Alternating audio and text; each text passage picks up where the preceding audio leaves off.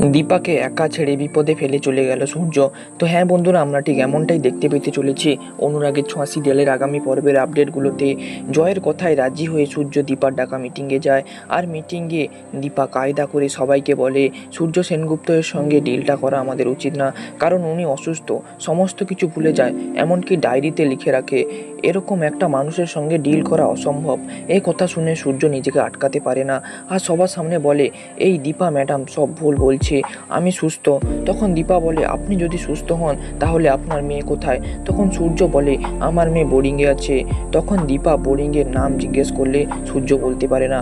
আর সবাই বলে, হ্যাঁ ম্যাডাম, আপনি তো ঠিকই বলেছিলেন, ইনি তো জানে না ইনার মেয়ে কোথায়।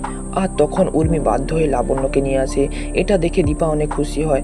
আর দীপা বলে, আমি ক্ষমা চাইছি সবার কাছে, আমার ভুল হয়েছে। তখন উর্মি মনে মনে বলে, তাহলে এই ছিল তোর প্ল্যান? তুই যতই চেষ্টা কর, আমি লাবণ্যকে সেনগুপ্ত বাড়িতে থাকতে দেব না।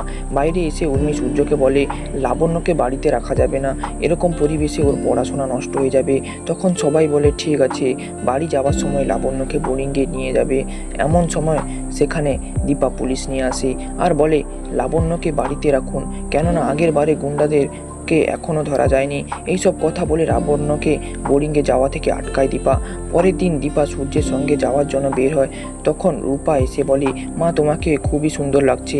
তারপর গাড়িতে সূর্যের সঙ্গে যাওয়ার সময় সূর্য বলে, এই গাড়িতে সমস্যা আছে, আপনি পিছনে একটু ধাক্কা দিন।